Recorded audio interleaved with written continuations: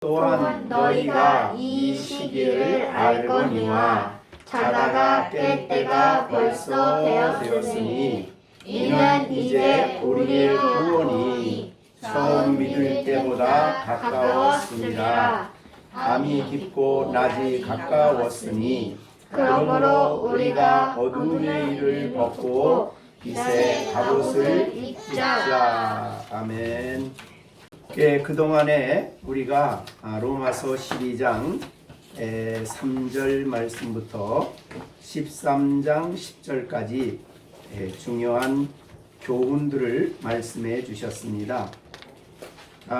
그래서 이 말씀은 우리가 어떻게 해야 될지 그것을 교회 생활과 관련해서 말씀해 주실 때에 하나님이 주신 은사를 따라 교회 생활해야 할 것이며 또 교회 안에 믿음의 형제들 사이에 어떻게 서로 섬기며 살아가야 될지 로마서 12장에서 말씀하셨습니다.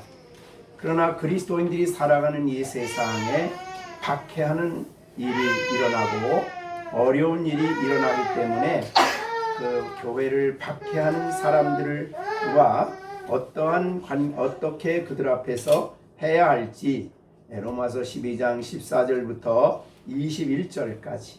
그래서 그리스도인들은 언제나 선으로 악을 이기는 삶을 살아가라, 그런 교훈이었고, 13장 1절부터 7절까지는 하나님이 세우신 세상 나라에 대해서 우리가 해야 할 일과 또 13장 8절 9절에서는 이웃에게 또 이 세상 가운데 모든 사람에 대해서 사랑의 삶을 살아야 한다 하는 내용을 말씀해 주셨습니다.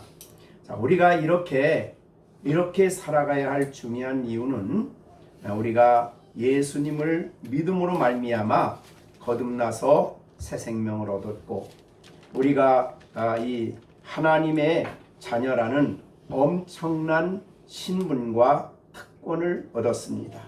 그렇기 때문에 하나님의 자녀로 살아가는 방식이 바로 오늘 12장 3절 말씀부터 13장 10절까지의 말씀입니다. 즉 우리가 하나님의 자녀이기 때문에 그렇게 살아야 한다, 이런 말이 되겠습니다. 뿐만 아니라 그렇게 살아갈 수 있도록 하나님은 우리들을 죄악 가운데서 구원해 주셔서 우리를 거듭나게 하실 뿐만 아니라 하나님의 종이 되게 하셨습니다.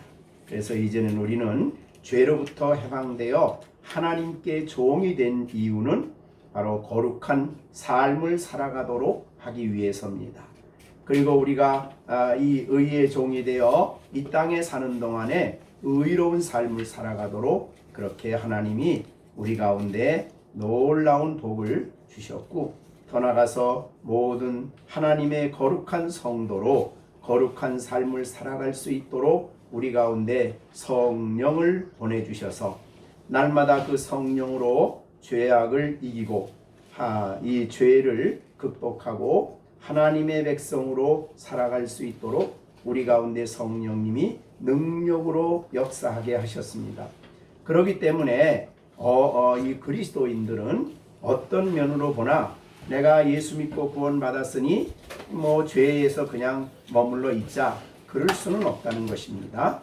하나님의 특별하신 백성이 되었고 성도가 되었고 자녀가 되었고 성령이 우리 안에 임재하여 역사하고 계시고, 하나님이 우리를 구원하신 구원 계획이 우리를 구원에 머무르지 않고 우리를 구원하신 하나님, 믿음으로 의롭다 하여 구원하신 하나님, 우리를 영화롭게 하시고 영광에 이르게 하기 위해서 우리 가운데 계획을 세우셨기에 우리는 끊임없이 날마다 그리스도를 본받아 거룩한 삶을 살아가야 한다, 성도답게 살아가야 한다, 그런 말씀을 계속 하신 겁니다.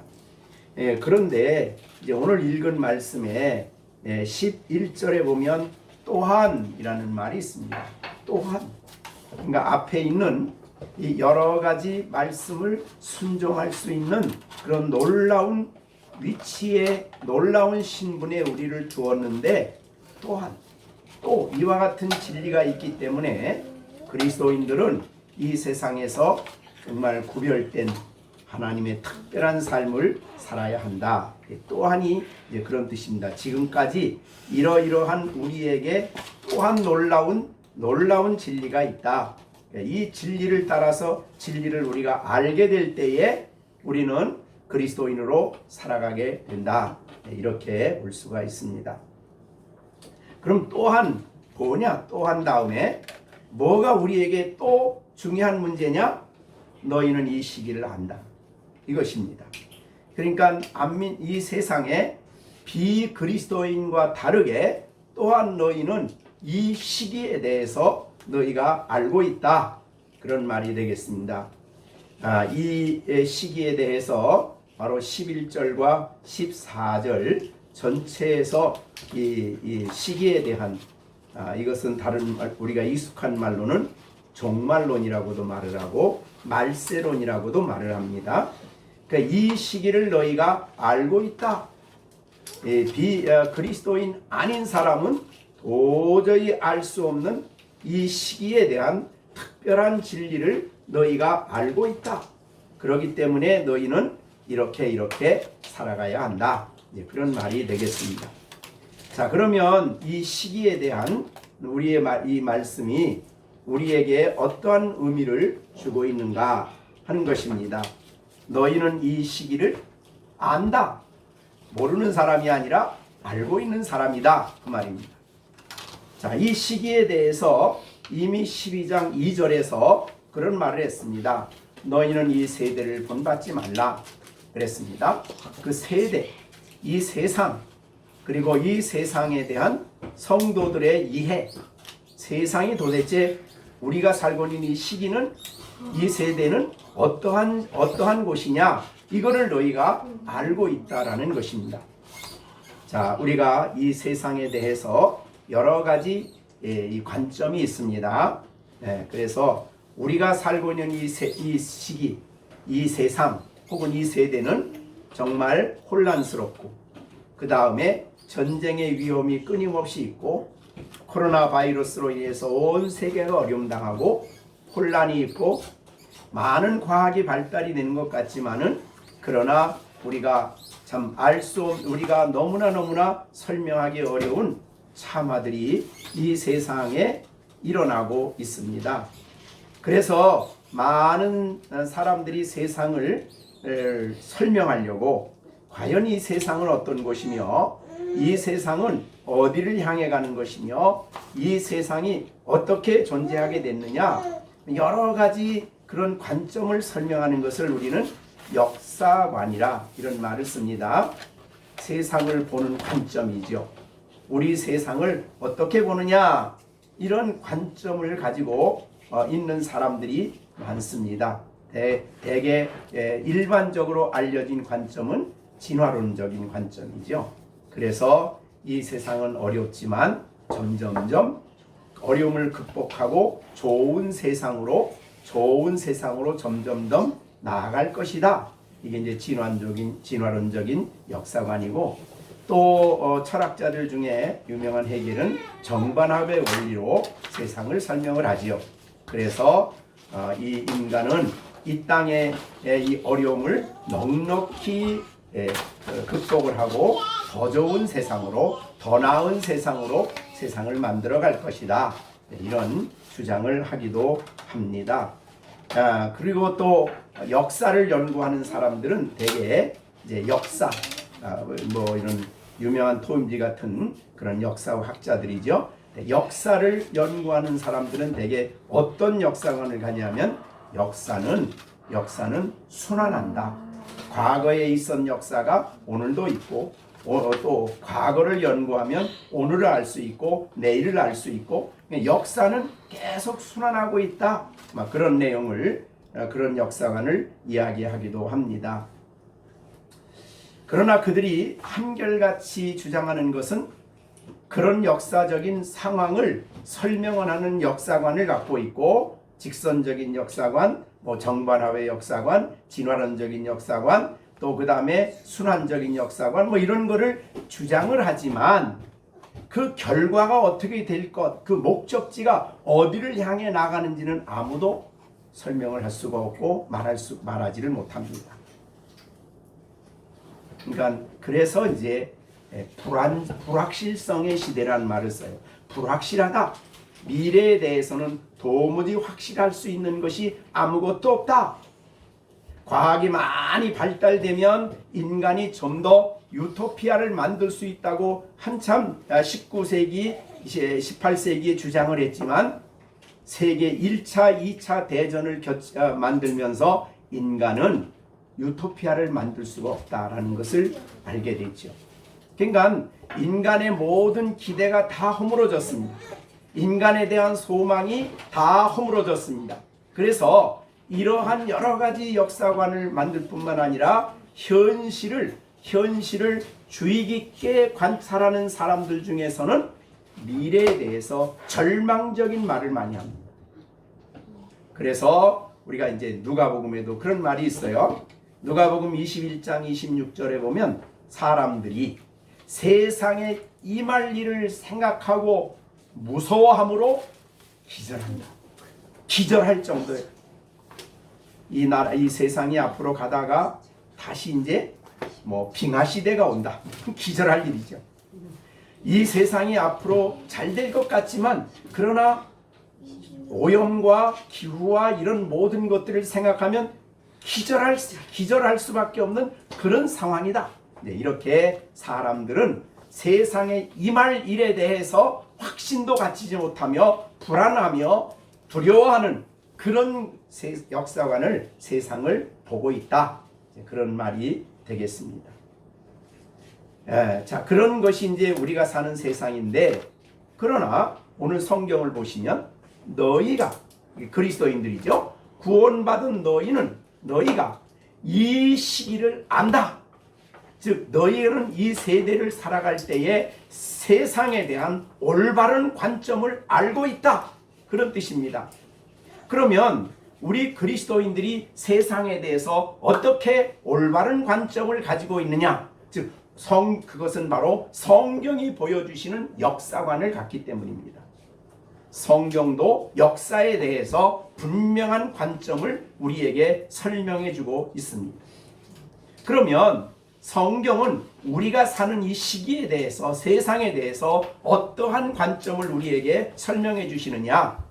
그것은 바로 첫째 우리가 알 수 있는 것은 인간 세상에 일어나는 모든 역사는 철저하게 전능하신 하나님의 다스림 속에 있다.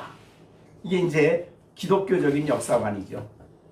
우연히 이 세상이 존재하거나 우연히 진화되는 상황이 아니고 인간의 모든 역사는 철저하게 하나님의 다스림과 통제 속에 이루어져 가고 있다. 물론 하나님의 이 역사에 대해서 하나님의 관점으로 인간의 머리로 다 설명할 수 없는 부분이 있지만, 그러나 성경이 보여주는 한도 내에서 우리는 온 세상을 다스리는 분이 하나님이시다. 그의 계획을 가지고 역사를 이끌어 가시고 주관해 가신다 라는 것을 우리가 믿고 사는 것이 그리스도인의 이 역사를 보는 눈이고 시기를 보는 눈이고 세상을 보는 관점입니다. 시편 103편 19절에 보면 예수께서 그 보좌를 하늘에 세우시고 그의 왕권으로 만유를 다스리십니다. 즉 존재하는 모든 것을 다스리시는 분이 하나님이시다. 그런 말이죠. 하나님이 다스리신다. 그런데 우리가 인간의 설명으로 하나님은 사랑이시고 선하신데 오늘 어떻게 저렇게 탈레반 같은 존재가 일어나가지고 어려움을 주느냐, 이게 설명이 안 되는 부분은 혹 있습니다. 그러나 우리는 분명히 설명이 안 된다고 부인하는 게 아니라 우리는 성경이 보여주는 한도 내에서 하나님이 세상을 통치하시되 하나님의 선하신 뜻을 이루시기 위해서 역사를 이끌어 가신다. 그렇게 우리가 보는 겁니다. 그러니까 크고 작은 모든 일들 속에 하나님의 섭리가 있다. 그거를 다 이해할 수는 없어요. 예를 들자면 예수님이 야 너희 머리털까지 하나님이 다 세셨다. 자, 머리털까지 세신 하나님은 우리가 살아가는 모든 걸 다 아시고 주관하시고 섭리하신다 그 말이죠. 하나님의 허락이 없이는 참새 한 마리도 떨어지는 법이 없다. 그 말은 참새 한 마리도 하나님의 섭리와 주권 속에 있다. 이런 뜻이에요. 그걸 우리가 어떻게 다 이해는 못하죠. 이해는 못하지만 그러나 하나님의 절대 주권과 우리 주권적으로 역사하시는 하나님의 선하신 위대하심은 우리가 알고 있다. 그래서 하나님이 주관하시는 이 세상에 왜 죄악이 있습니까? 라고 말하면 우리는 죄의 책임은 하나님께 있는 것은 아니지만 그러나 역사를 주관하시는 분이 하나님이시다. 이렇게 이런 역사관을 우리는 갖게 된다 그 말이죠. 그래서 하나님의 주권적인 다스림은 우리의 이해를 초월하는, 우리의 이해를 뛰어넘는 이러한 진리다. 다만 성경이 그렇게 말씀해 주시기 때문에 우리는 그렇게 뭐 해야 돼요? 믿어야 되고 그 역사관을 받아들여야 된다. 그게 우리의 보배로운 믿음이죠. 그죠? 네, 그렇게 우리가 보는 것입니다. 사람이 태어나고 왕권이 세워지고 또 거기에 모든 일들이 일어나는 크고 작은 모든 제도와 역사는 우연함이 없다. 하나도 우연함이 없다. 하나님의 절대 주권과 섭리 속에 되어지고 있다라는 것입니다. 그런데 이 세상의 모든 역사는 그냥 하나님이 만드는 게 아니고 더 큰 역사를 위한 배경이 됩니다. 배경, 세상 역사는. 그 배경이 뭐냐? 이 세상에 주관하시는 일반적인 모든 역사는 하나님이 구속 역사를 이루시기 위한 배경입니다. 그래서 더 큰 역사는 바로 하나님의 역사관은 구원 역사관입니다. 그걸 구속사라 이런 표현을 쓰게 되는 것이죠. 그래서 하나님이 구속사를 만들기 위해서 설치한 무대가 바로 이 세상이다. 이걸 우리에게 가장 잘 보여준 것이 다니엘서죠.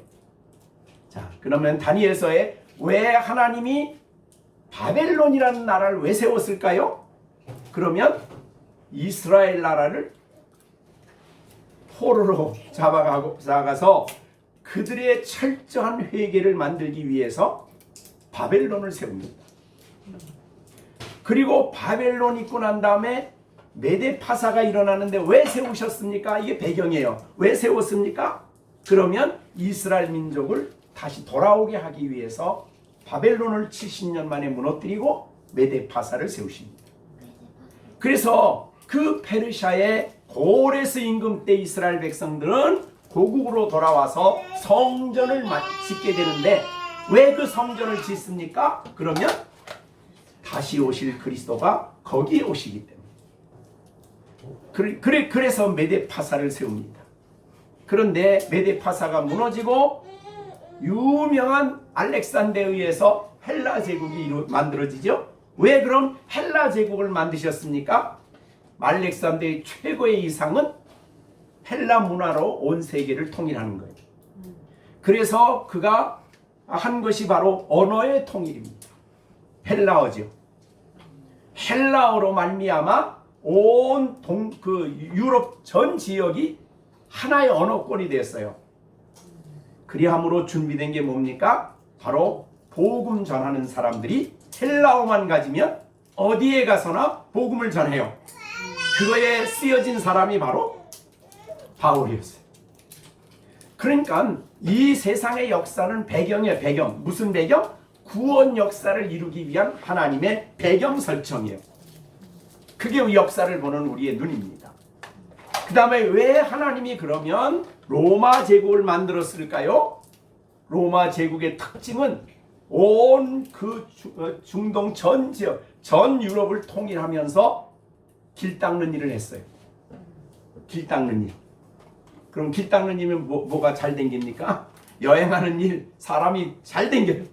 그러니까 복음 전하는 사람이 부지런히 다닐 수 있는 길을, 로마로 향하는 길을 온 그 지역에 다 만들어 놨습니다. 자, 이렇게 만들어 놓은 것에 대해서 갈라디아서 4장에는 뭐라고 말하냐면 때가 찼다.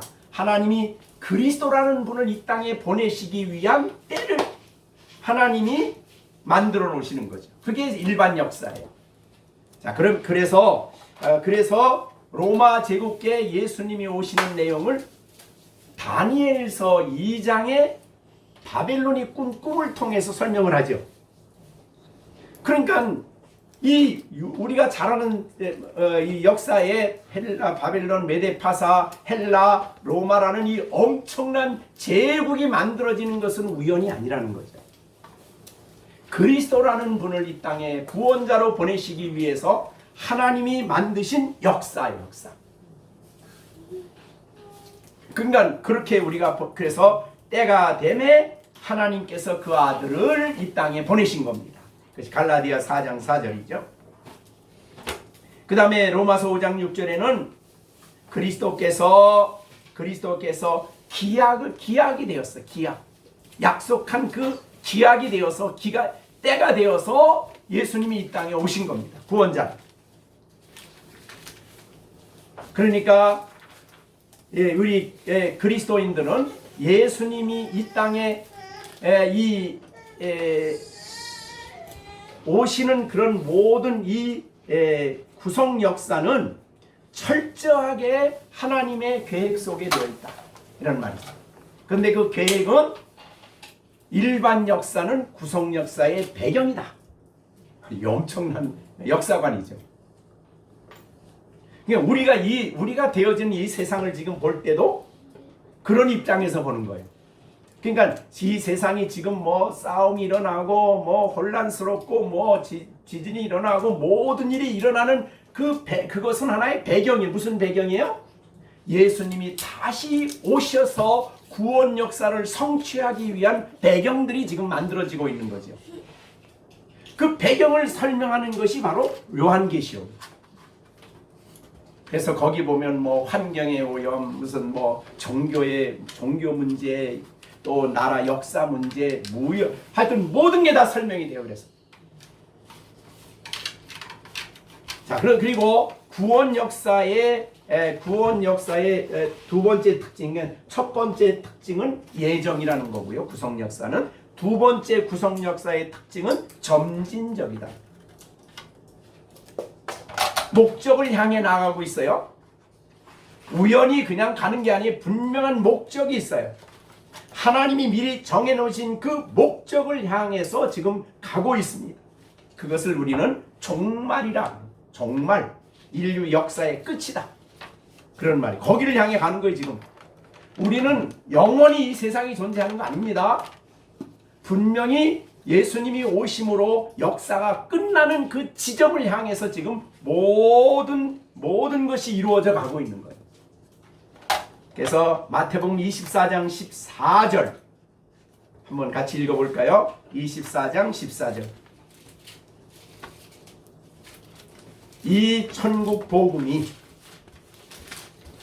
모든 민족에게 증언되기 위하여 온 세상에 전파되리니 그제야 뭐가 옵니까? 네, 끝이 옵니다.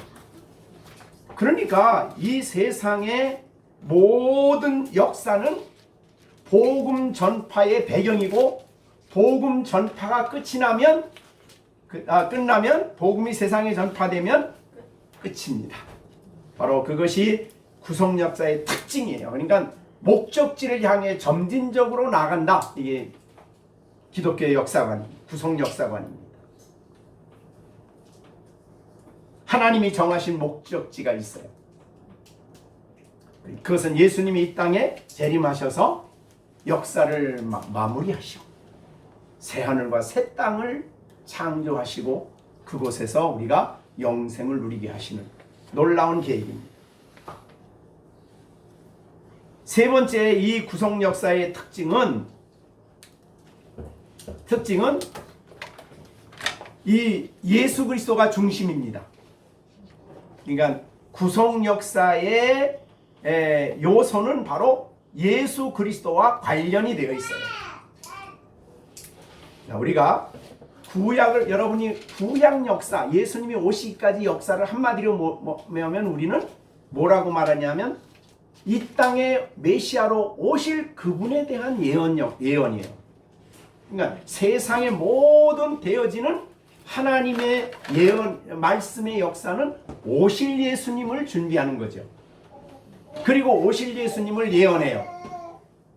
그리고 모든 아까 말한 대로 뭐 바빌론 포로나 성전 건축이나 그 외에 일어나는 모든 인류 역사의 모든 되어지는 일들은 오시는 예수님에 대한 우리가 그렇게 생각하면 이제 이 지금 성경에 나오는 이 역사 밖에 있는 역사는 예를 들자면 뭐 몽고 우리 동방 여기는 어떻게 되느냐 그것까지도 영향이 다 있는 거예요. 연결이 다 되는 거예요.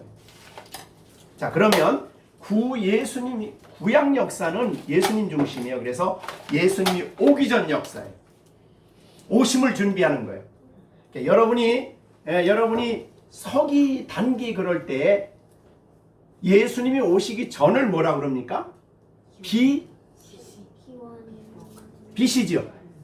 그 B는 뭐예요? Before Christ. 그러니까 중심이 뭐예요? 역사의 중심이 뭐예요? 그럼 예수님 중심으로 하는 거죠. 그러니까 역사를 볼 때 예수님 전의 역사. 그다음에 그 후는 예수님 오신 다음에 후는 AD. 근데 라틴어로 아노 도미니. 그래서 예수님 오신 후의 역사예요. 그러니까 인류의 총 역사를 볼 때도 중심이 예수님이십니다. 그죠? 예수님이. 그래서 예수님 오시기 전의 역사가 바로 구약 역사고 예수님 before Christ. 그 다음에 이제 오셨을 때에 육신으로 이 땅에 오셔서 하신 일. 그것이 복음서죠. 복음서에 예수님이 성령으로 잉태하시고 태어나셔서 이 땅에 오셔서 율법을 이루시고 하나님 나라를 선포하시고 하나님 나라의 비밀을 알리시고 하나님의 영광을 드러내시고 이게 전부 다 복음서에 나온 내용들이죠. 그리고 그 일이 맞춰졌을 때에 세상의 죄 혹은 여기 있는 우리의 죄를 담당하시고 십자가에 죽으시고 끝나지 않았죠. 3일 만에 부활하셔서 다시 살아나셔서 하늘로 올리워 가셨죠. 자, 올리워 가셔서 아무것도 안 하는 게 아니죠. 하나님 우편에 앉아 계셔서 하늘과 땅의 권세를 가지시고 세상을 주관하시고 영원한 제사장으로 우리의 중보자로 교회를 위해서 끊임없이 기도하시고 간구하시는 예수님이시죠. 그것이 이제 예수님이 이 땅에 오셨다가 부활하시고 그 다음에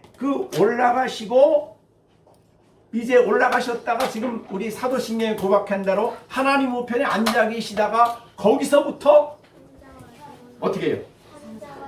심판하러 오시는데 산자와 죽은 자를 심판하는 것이 말세 끝이지. 말세 마지막 끝. 그러면 그러니까 예수님이 이 하늘나라로 올라가시고 지금부터 예수님이 오기까지 전 세대를 한마디로 뭐라고 표현하냐면 말세라고 표현해요. 말세는 기간이 그래서 굉장히 길죠. 그래서 사도들도 말세라 그러고 성령도 말세라 그러고 우리들도 말세라 그러고 이 하나님의 세대 기간이지. 그 기간을 말하는 것입니다. 그래서 구성 역사의 중심은 항상 예수 그리스도다. 그리스도와 관계 속에서 설명을 하게 됩니다. 그래서 우리는 이 말세란 말을 고린도전서 10장 11절에서도 쓰죠. 그들에게 일어난 이런 일은 본보기가 되고 또한 말세를 만난 우리들에게 깨우치기 위해서 성경이 기록이 됩니다. 그죠? 말세. 자, 그 다음에 이 구성, 그러기 때문에 이 예수님 중심으로 역사를 설명하는 것이 바로 구성 역사죠. 그죠? 오실 예수님, 오신 예수님, 다시 오실 예수님. 네. 그래서 구속 역사는 예수님 중심입니다. 이제 우리는 그러니까 지금 말세에 살고 있죠. 네, 그것이 바로 이 시기예요. 그래서 자 그러면 11절 봅니다. 또한 본문이에요. 또한 너희 그리스도인들은 이 시기를 알고 있다. 우리는 어떤 시기에 지금 살고 있는 거냐고? 말세에 살고 있다는 걸 알고 있다. 이런 말이죠. 그럼 우리가 살고 있는 이 말세는 어떤 시대일까? 정말 진화론적이 말하는 대로 아주 세상이 더 행복해지고 멋있는 유토피아가 올까? 아니라는 거죠. 자, 그것을 사도들이 또 성경에도 여러 번 얘기했어요. 디모데후서 3장 1절이 대표적입니다. 디모데후서 3장 1절 한번 봅니다. 1절. 디모데후서 3장 1절. 같이 읽어봅니다. 너는 이것을 알라 그랬어요. 뭐를 알아요? 말세에 고통하는 때가 이르. 그러니까 말세는 고통이 없고 행복하고 유토피아가 아니에요. 말세를 한마디로 요약한 게 고통하는 때. 그러니까 지금 아프가니스탄도 그래 고통이 있어요. 이 세상이 전부 다 고통이야. 그래서 하다못해 바이러스 앞에서도 사람들이 인간의 모든 계획과 얼마나 엄청난 영향을 미칩니까? 근데 여기 의사 선생님도 계시지만 바이러스가 이 코로나로 끝날 것 같아요? 끝나지 않아요. 또 어떤 바이러스가 나타날지 몰라. 옛날에도 무슨 바이러스가 많았잖아요. 그러니까 이 세상은 말세는 무슨 때라고요? 고통하는 때입니다. 이게 이 세대를 이해하는 성도의 이해요. 왜 고통이 그럼 오느냐? 거기에 보니까 2절에 고통의 이유 첫째 뭐예요? 네, 자기 중심이 자기만 사랑해. 이 탈레반 자기만 사랑하죠. 남이야 죽든 말든 IS 자기만 사랑하죠. 그 외에 모든 고통의 원인이 자기 사랑에 있어요.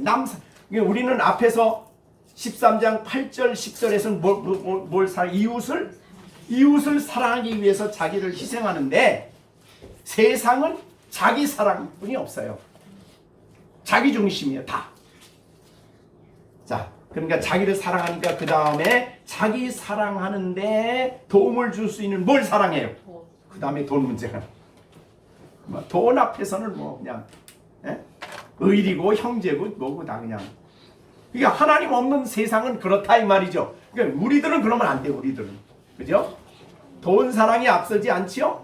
하나님 사랑이 앞섭니다. 그 다음에 돈을 사랑하며 그 다음에 자랑하며 교만하며 비방하며 그 다음에 부모를 거역하는 시대예요. 정당한 권위, 하나님이 주신 부모의 권위까지 거역하는 시대. 왜? 자기 사랑만 아니까. 그러니까 자기 사랑밖에 몰라. 자라는 애들도 하도 자기들만 위해서 해주니까. 그 아이들은 하나님 사랑을 배워야지 자기만 사랑할 줄 알도록 가르치면 안 되는 거예요. 그러니까 하나님 사랑하는 사람은 하나님이 주신 부모의 권위에 복종할 줄 알거든요. 근데 이거는 그게 없어요. 그러니까 자기만 알기 때문에 부모를 거역하는 시대예요. 그 다음에 부모에게 대해서 뭐 하지 않아요? 감사가 없어. 감사. 그죠? 나를 위해서 뭐 해줬니? 자기를 낳아주고 키워줬는데. 그러니까 이게 문제가 부모에게 감사할 줄 모르는 시대예요. 거룩하지 아니하며 그 다음에 또 뭐가 나와요? 3절에 무정해요. 무정해. 그 다음에 원통함을 풀지 않고 모함하며 절제 못해. 절제. 조그만 일도 절제 못해. 그래서 막 환자들도 조금 와서 절제를 하면 얼마나 좋아. 막 하고 싶은 대로 막 절제를 못해. 막 속에서 나오면 막 그냥 그래서 무자비한 살인을 범하고 절제가 없어요. 절제를 못하며 그 다음 뭐예요? 사나우며 선한 것을 좋아하지 않고 배신하고 조급하고 자만하고 쾌락 사랑하는 것을 하나님 사랑하는 것보다 더해. 자, 이런 것들 때문에 고통이 오는 겁니다. 고통스러운 시대가 그래서 오는 거예요. 고통이 다른 사람 때문에 내가 고통당한다고 생각하는 것은 잘못된 인간 세상관이에요. 다 내가 잘못해놓고 사회가 잘못했대. 내 부모가 잘못했대. 자기가 문제를 일으켜놓고 다 부모 탓이야. 이렇게 가르친다 이 말이죠. 성경은 그렇게 말하지 않아요. 인간은 본래적으로 부패되어 있기 때문에 이렇게 된다. 그 다음에 예수님께서는 말세에 대해서 어떻게 얘기했나 보세요. 더 좋은 세상이 오는가 아니면 더 나쁜 세상이 오는가. 누가복음 17장 26절이죠. 17장 26절 노아의 때에 된 것과 같이 인자의 때도 그렇다.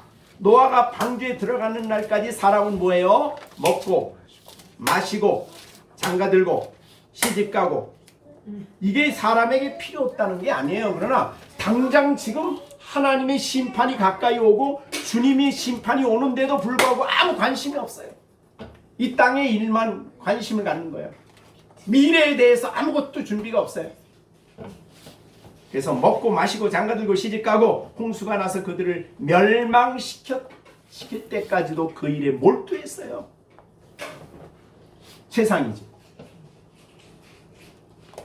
그 다음에 28절 롯의 때와 같으니 사람이 먹고 마시고 사고 팔고 심고 집을 짓더니 하늘에서 유황불이 비오듯 할 때까지 그 짓만 했어. 특히 이 소돔에는 성적 죄악이 동성애. 그래서 천사들이 들어가니까 남자들이 와가지고 내놔. 우리가 관계하겠다 이거야. 성적 타락이지. 타락의 극이의 극. 부패의 극이의 극. 이것이 마지막 시대의 모습입니다.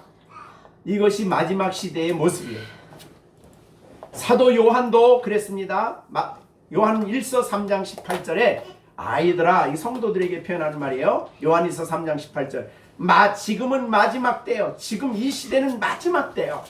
적그리스도가 오리라는 말을 너희가 들은 것과 같이 지금은 많은 적그리스도가 일어났어. 종교적인 혼란이죠. 적그리스도들이 나타나요. 그래서 그러므로 우리가 마지막 때인 줄 알아요. 예수님이 이제 적그리스도가 올 것을 마태복음 24장에 이해했거든요.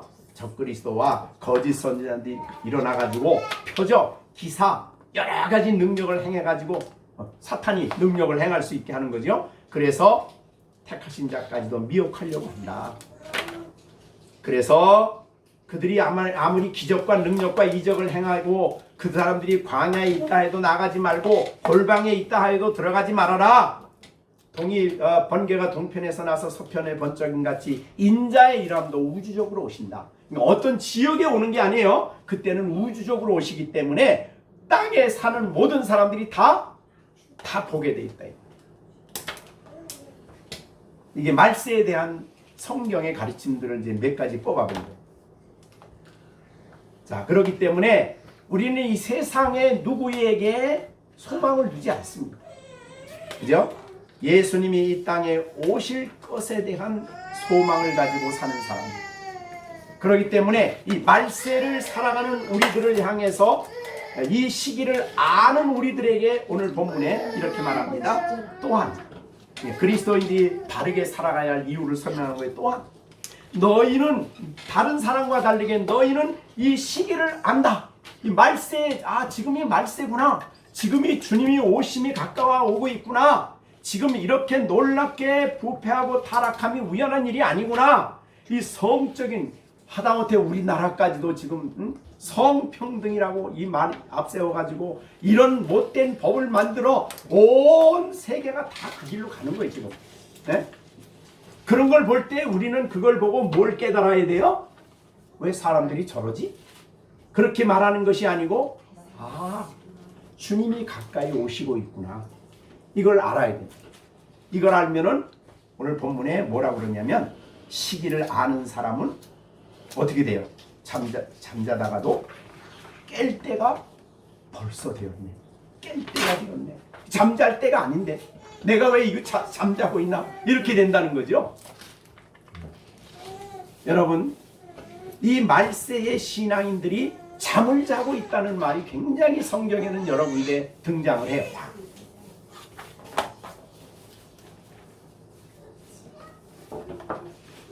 에베소서 5장 14절에 보면 잠자는 자여 깨어 죽은 자들 가운데서 일어나라. 여기에 잠자는 자와 죽은 자는 차이가 있죠.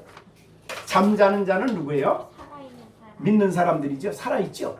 살아있는데 겉으로 보기에는 드러눠서 잠자는 자나 죽은 자나 비슷하죠. 네. 그래서 그리스도인이라고 하면서 교회 다니면서 안 믿는 사람하고 차이가 안 나. 그런 사람들을 향해서 잠자는 자여 죽은 자들 가운데서 깰 때다. 너희가 지금 그럴 때냐? 예수님이 오심이 가까운 말세를 살면서 지금 이럴 때냐? 하고 정신이 번쩍 나야 되는 거죠. 그래서 자다가 깰 때가 벌써 되었는데 아직까지 잠자고 있냐? 지금 이 말하는 거예요. 11절.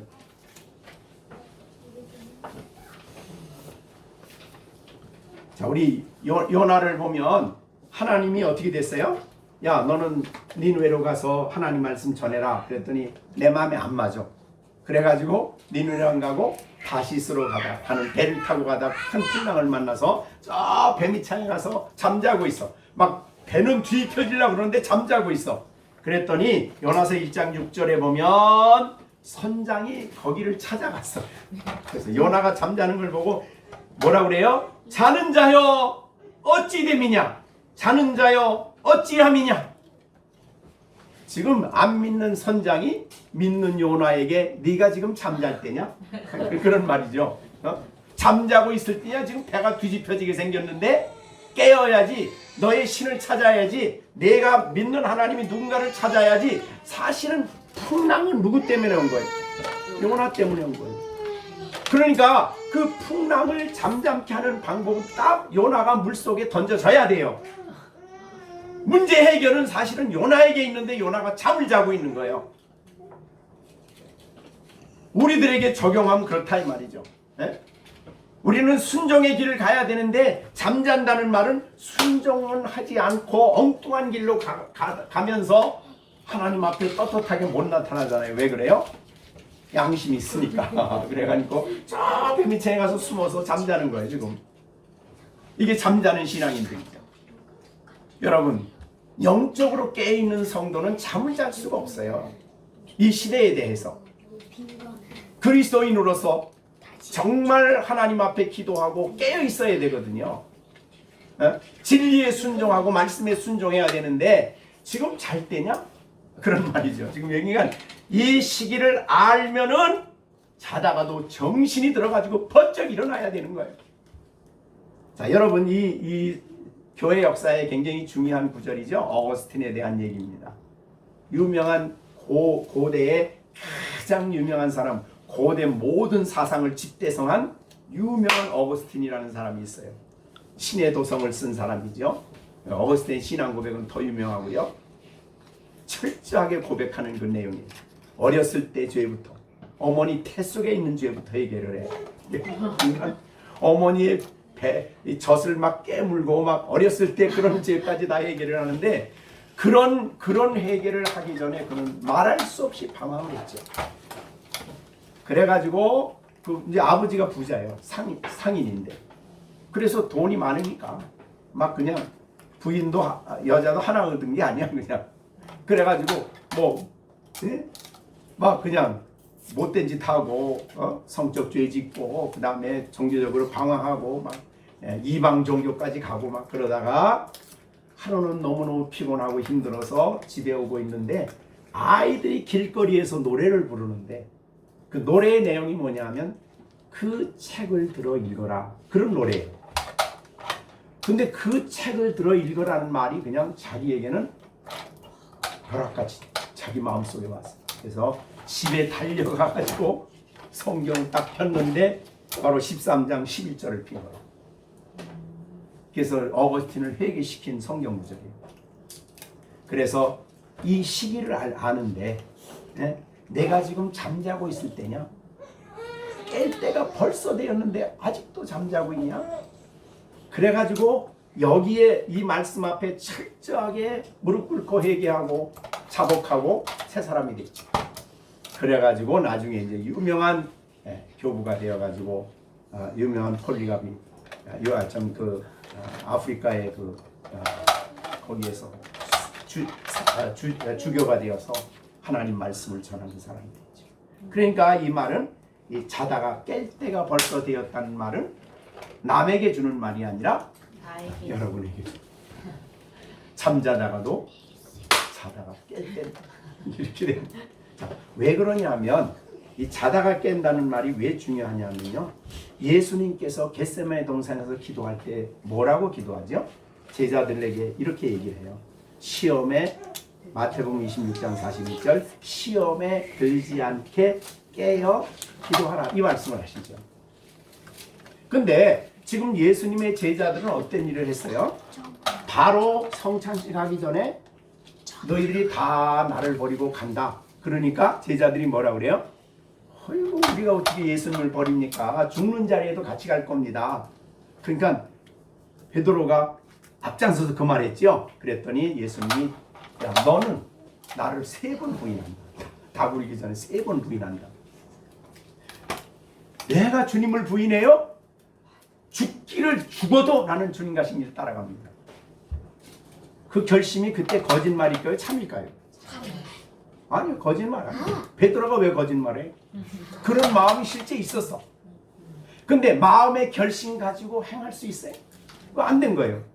그래서 그 시험에 빠질 원수 마귀가 베드로와 제자들에게 두려움을 주어가지고 도망치게 하고 예수님을 버릴 것을 예수님이 아시고 너희가 지금 기도해야 그 시험에 빠지지 않고 이긴다. 그런데 그 얘기 못 들었거든요. 그죠?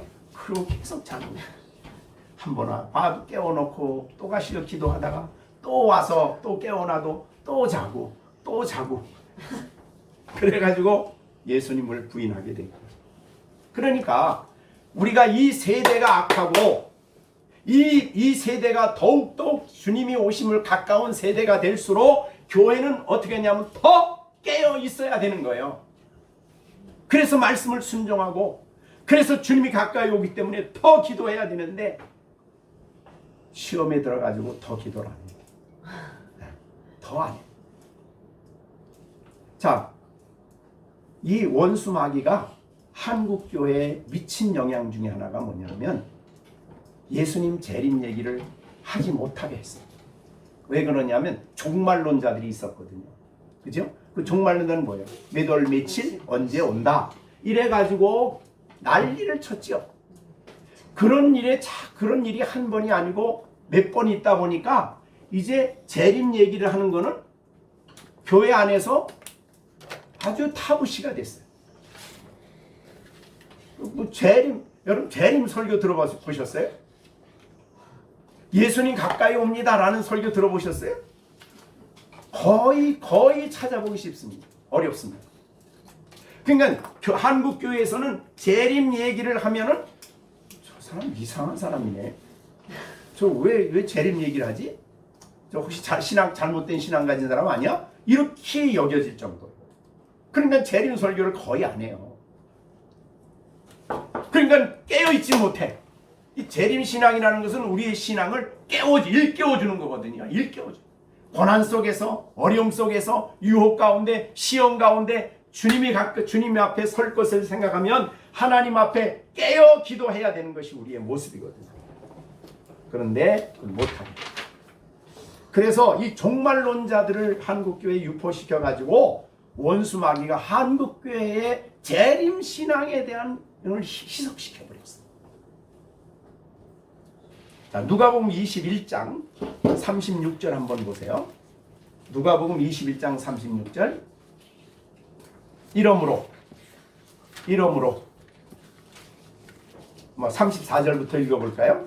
너희는 스스로 조심하라. 그렇지 않으면 방탕과 술 취함과 생활의 염려로 마음이 둔하여지고 뜻밖의 그날이 덫과 같이 너에게 임하리라. 이 날은 온 지구상에 있는 모든 사람에게 임하리니 이러므로 너희는 장차 올 이 모든 일을 능히 피하고 인자 앞에 서도록 항상 기도하며 깨어 있으라. 이게 바로 재림과 관련된 말씀입니다. 그러니까 이 재림이 가까이 올수록 세속주의가 만연해가지고 사람들을 시험에 빠뜨립니다. 그래가지고 술 취하고 먹고 마시고 생활의 염려가 너무 큰 거예요. 기도는 안 하고. 그래서 요새는 보험 들어야 돼요. 보험. 목사님들이 만나면 보험 들었냐? 보험 들었냐? 네? 막 그냥 염려가 뭐. 어저께 선교사님하고 만났는데도 선교사 은퇴하고 나면 그 다음에 어떻게 할까? 이게 지금 모든 염려. 그게 필요 없다는 게 아니에요. 그러나 거기에 매여서 산다는 거는 이거 문제가 있어요. 그죠? 그래서 인자 앞에 서도록 항상 기도하며 깨어 있어요. 우리가 보험 들지 말라는 거 아니에요. 여러분들 다 잘 들어야 돼요. 그러나 그게 아니고 거기에 생활의 염려에 매여 살아. 그래서 마음이 둔하여져. 누가복음 21장 34절에 마음이 둔하여져. 하나님 뜻에 대해서 민감해지질 않아. 그래서 항상 깨어 기도하라. 이런 말씀을 하신 겁니다.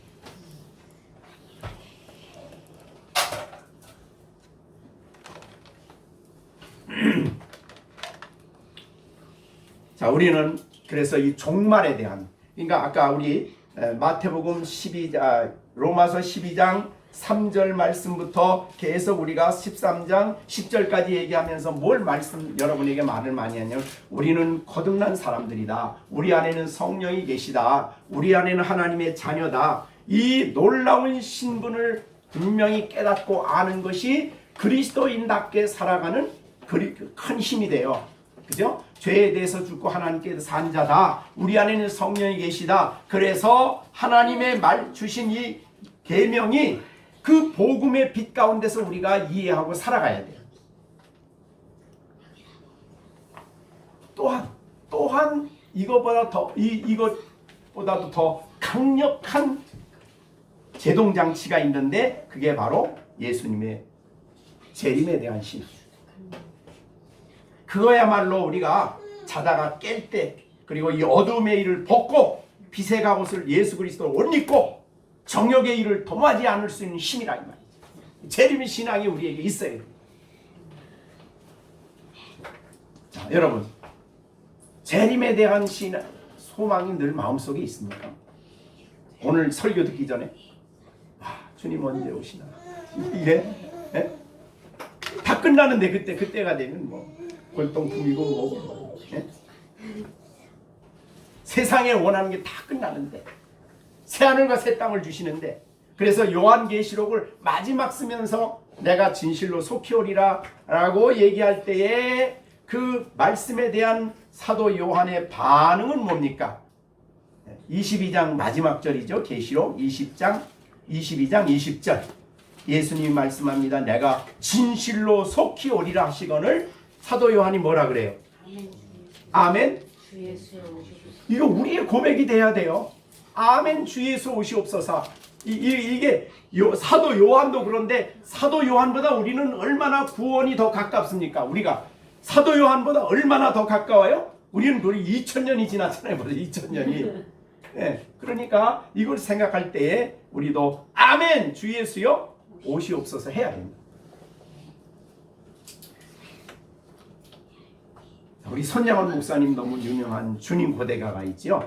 네, 주님 고대가, 그런 고대가가 있습니다. 낮에나 밤에나 눈물 머금고 내 주님 오시기만 고대합니다. 가실 때 다시 오마 하신 예수님, 오 주여 언제 오시렵니까? 이 신앙이 있어야 정신이 번쩍 나는 거예요. 이 신앙이 이 자세가 있어야, 그죠?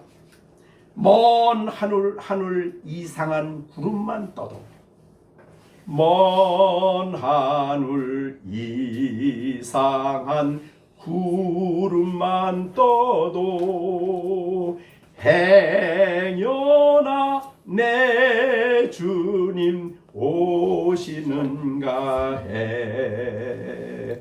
머리 들고 멀리 멀리 바라보는 맘, 오 주여 언제나 오시렵니까. 요새 구름 멋있죠? 정말 여름 구름이 얼마나 멋있습니까? 자, 여러분 여름 구름을 사진으로 찍고 막 그러면서 어떤 이런 생각 해보셨습니까?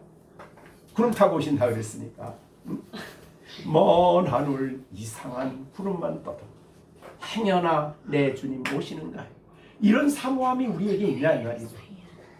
그게 바로 그리스도인이요, 이 시대를 살고 있는 성도들의 자세입니다.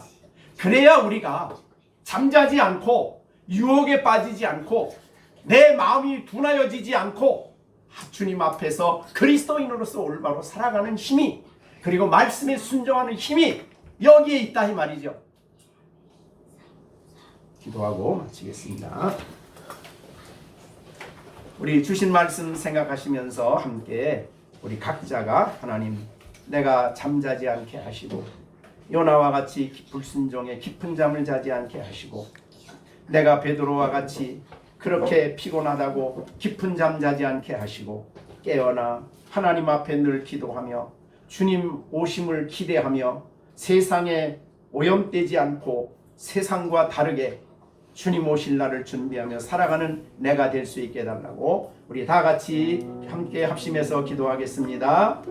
은혜로우신 아버지 하나님, 오늘도 주의 거룩한 말씀을 우리에게 주셨나이다. 아버지 하나님, 정말 우리는 이 세대를 살고 있을 때 세상적인 역사관을 갖지 않고 세상의 역사관을 가지지 않고 아버지 하나님 진화론적인 역사를 가지지 않고 아버지 하나님께서 이 땅에 반드시 오시되 종말을 만드실 예수님을 기다리는 분명한 역사관을 가지고 신앙의 길을 걸어갈 수 있게 하여 주시옵소서. 주님이 언제 오실지 알 수는 없지만은 그러나 언제나 기대하고 소망하면서 아멘 주 예수의 오시옵소서라고 기도하며 믿음의 길을 걸어가는 우리의 삶이 될 수 있도록 하나님 인도해 주시옵소서. 우리 열린샘교회 성도들 재림에 대한 확고한 신앙과 소명을 갖게 하여 주시고 아버지 아름다운 믿음 생활할 수 있도록 하나님이 역사해 주시고 깨어있는 신앙 생활하게 하여 주시고 아버지 하나님 앞에 바로 서서 주님을 영접할 것을 소망하며 살아가는 믿음의 식구들이 되게 하여